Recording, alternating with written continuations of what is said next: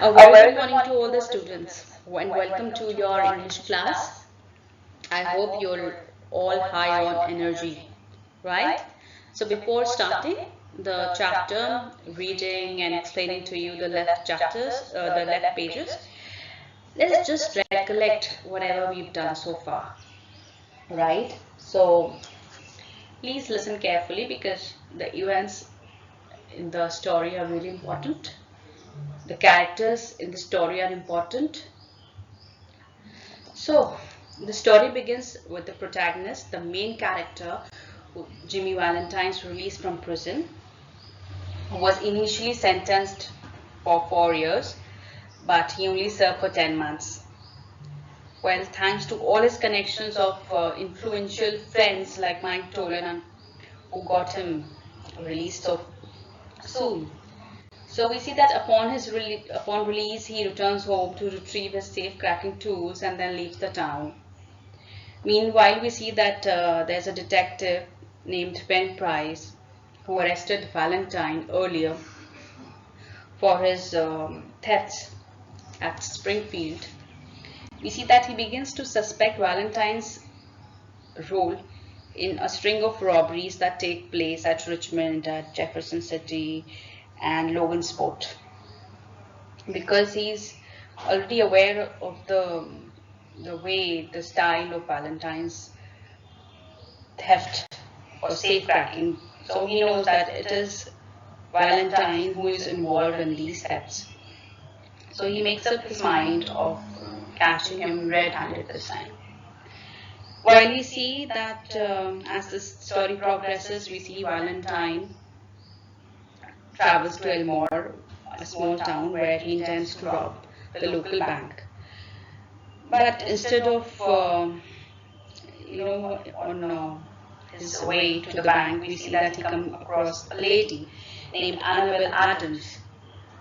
So he falls in love with her, and he changes as a man. He changes himself. He transforms into a man who values morals and who's good at heart.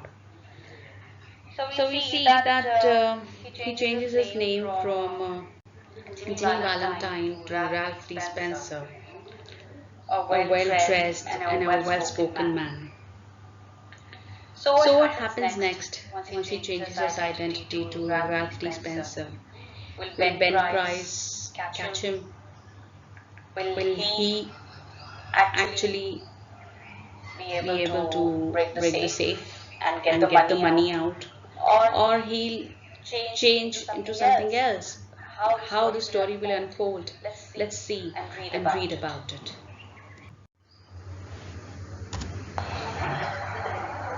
Yes, Elmore needed a good shoe shop.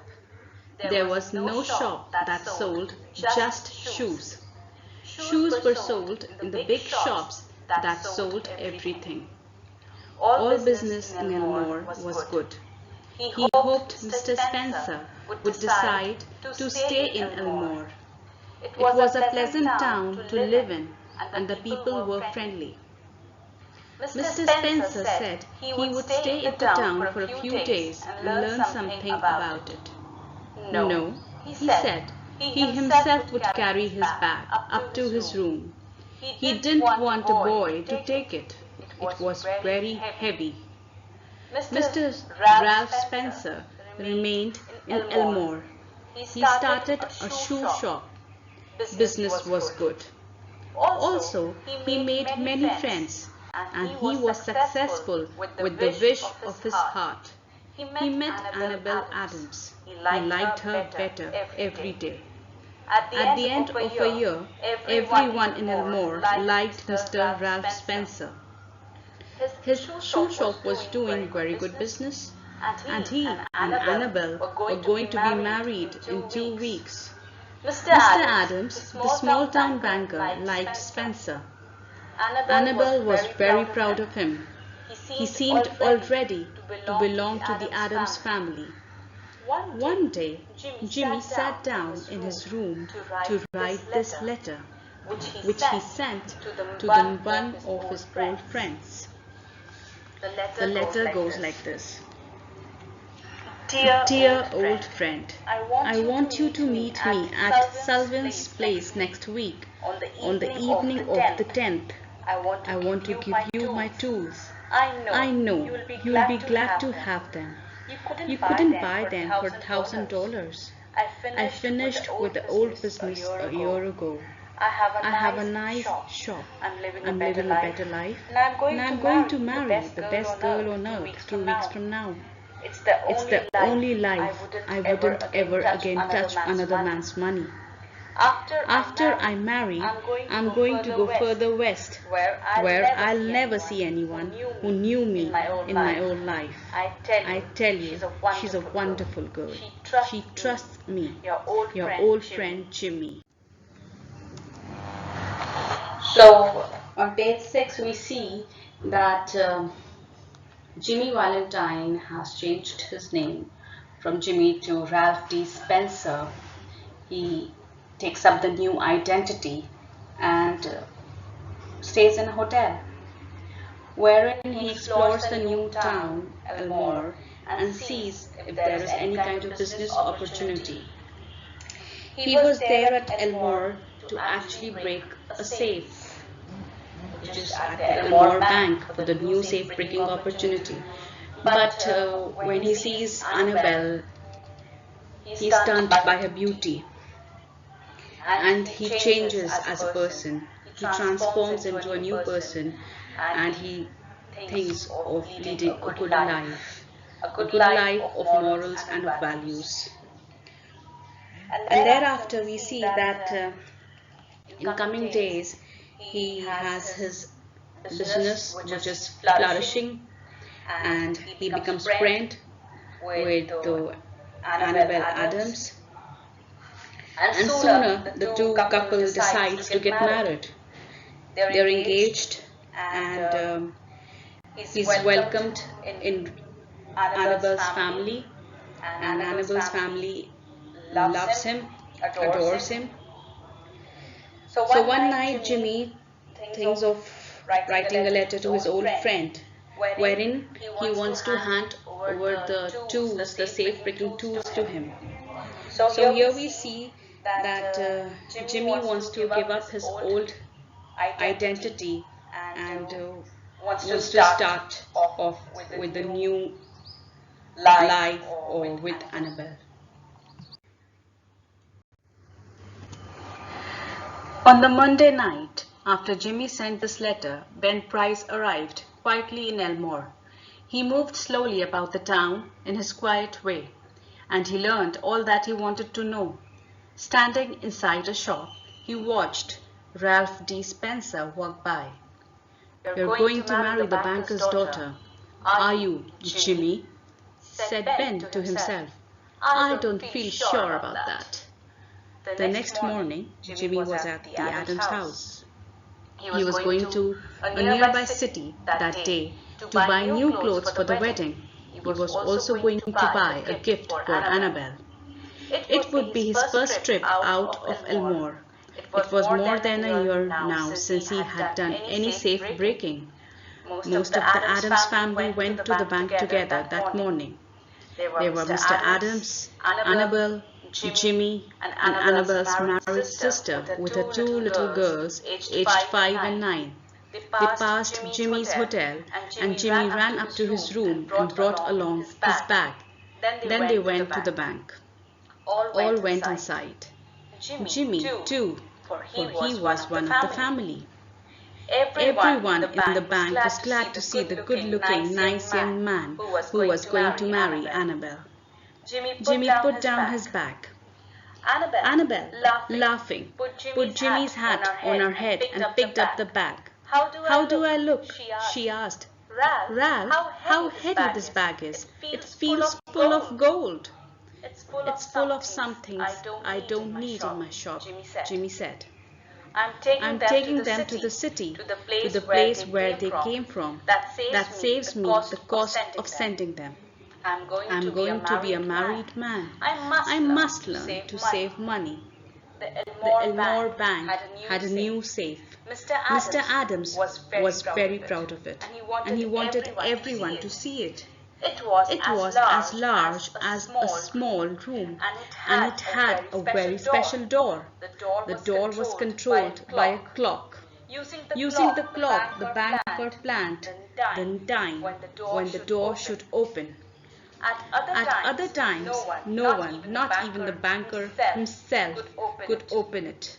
He explained about it to Mr. Spencer. Mr. Spencer seemed interested, but he did not seem to understand very easily.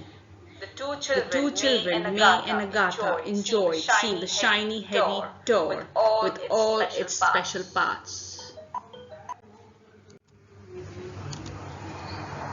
So on page 7 we see that once the letter has been sent to his friend, to Jimmy's friend, Ben Price arrives in Elmore, and he moves about quietly in the town and knows everything about Jimmy Valentine, who he's been meeting and how his life is progressing.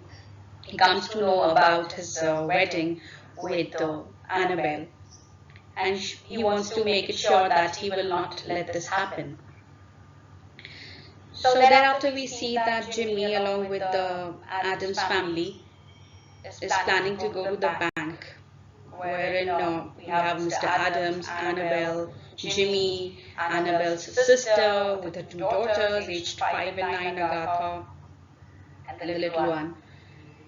So thereafter we see that before he goes to the bank along with the family, he visits the hotel and gets his bag that he had got along with him at Elmore, and he plans it to give to his friend that day.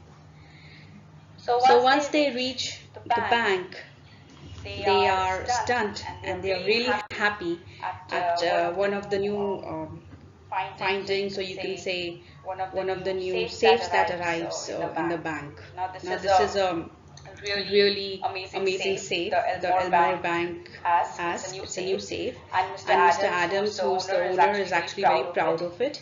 He wants Ralph to see it, and he wants everyone to see it. It's a small, it's like not very large, it's like a small room, and it has a very special door, a door which is controlled by a clock, and by using the clock the bankers actually plan the time when the door will be opened. So the mechanics, that's how the door opens, is mentioned over here. And we see as the scene progresses, we see that the two children, May and Agatha, they both are enjoying, and they are really liking the door, the shining heavy door with all its special parts. While they were busy like this, Ben Price entered the bank and looked around. He told a young man who worked there that he had not come on business. He was waiting for a man. Suddenly, there was a cry from the women. They had not been watching the children. May, the 9-year-old girl, had playfully but firmly closed the door of the safe, and Agatha was inside. The old banker tried to open the door. He pulled at it for a moment. "The door can't be opened," he cried. "And the clock, I hadn't started it yet." Agatha's mother cried out again. "Quiet," said Mr. Adams, raising a shaking hand. "All be quiet for a moment. Agatha," he called as loudly as he could. "Listen to me." They could hear, but not clearly, the sound of Giles' voice. In the darkness inside the safe, she was wild with fear. "My baby," her mother cried. "She will die of fear. Open the door. Break it open. Can't you men do something?"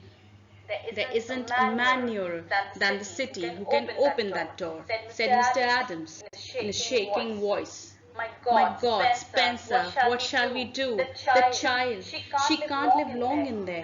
There isn't enough air, and the fear will kill her." Agatha's mother, wild too now, beat on the door with her hands. Annabelle turned to Jimmy, her large eyes full of pain, but with some hope too. A woman thinks that the man she loves can somehow do anything. Can't you do something, Ralph? Try, won't you? He looked at her with a strange, soft smile on his lips and in his eyes. Annabel, he said, give me that flower you are wearing, will you? She could not believe that she had really heard him, but she put the flower in his hand. Jimmy took it and put it where he could not lose it.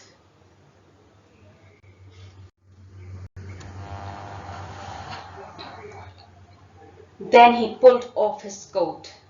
With the act, Ralph D. Spencer passed away, and Jimmy Valentine took his place. Stand away from the door, all of you, he commanded. He put his bag on the table and opened it flat. From that time on, he seemed not to know that anyone else was near. Quickly he laid the shiny, strange tools on the table. The others watched as if they had lost the power to move.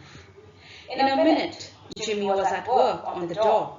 In 10 times faster than he had ever done it before, he had the door open.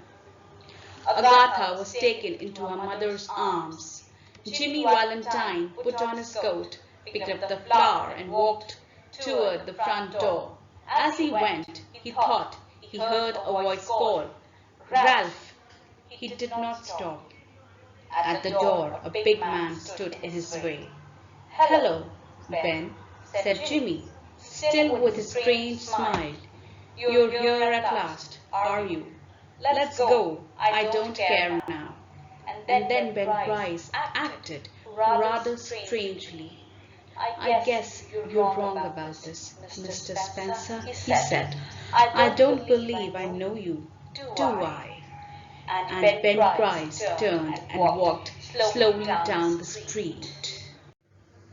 Turning to page 8, if you see over here, we see that while the people, Mr. Adams, Ralph and the bankers are busy looking at that new safe, we see that Ben Price quietly enters the bank. And all of a sudden, we see that the women are making noise. The reason is because the 9-year-old girl had actually firmly closed the door of the safe, and Agatha, the little one, is inside it. And nothing can be done because this is a new safe and it operates with the help of a clock, and the time has not been set. So even the bankers are helpless and they cannot get the girl out. While all are making noise and they're crying, the mother is crying, we see that Annabel turns to Ralph and he expects that Ralph could do something and get the girl out from the safe, because she's afraid that the girl might just lose her life because there's no oxygen, or out of fear she might just pass away. So when she turns to Ralph for help, we see that Ralph asks for a rose for the flower that she's wearing on her head. To this curious desire of his, Annabelle is like curious to know what happened. Why is he behaving in this manner all of a sudden? But she gives in. She gives the rose to Ralph, the flower to Ralph. Thereafter we see an act wherein we see that Ralph takes off his jacket or the coat that he's wearing, and the character of Jimmy Valentine takes over. So the identity which he had left behind is now again in the forefront. He takes his bag, keeps it on the table, takes out all the tools which are needed, and in less than 10 minutes he opens the door of the safe, wherein the girl is again out of the safe. Everyone is stunned and amazed, and they are like, what happened? How can this man actually open the safe in less than 10 minutes? No one knows about Jimmy's past, but he takes on the coat, puts on his coat, picks up the flower and walks towards the front door of the bank. When he hears Annabelle's voice, but he doesn't turn. He didn't listen to her voice and walks away.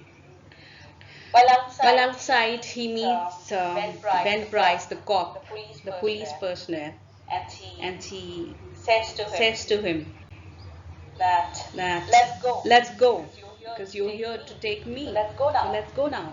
I really don't care now what happens. So Ben Price had been watching what Jimmy was up to. So he sees that Jimmy has actually changed as a person. Initially, he used to get into these safe-breaking acts for his own benefit. So he used to indulge in thefts. But today, as a person, as Ralph D. Spencer, he actually broke a safe because he wanted to save a girl's life, wanted to save the child's life, and not for his own greed. So Ben Price decides to leave him. And he says to Jimmy that I guess you're wrong, Mr. Spencer. I really don't know who you are. And walks away and leaves Jimmy to live his own life as Ralph D. Spencer.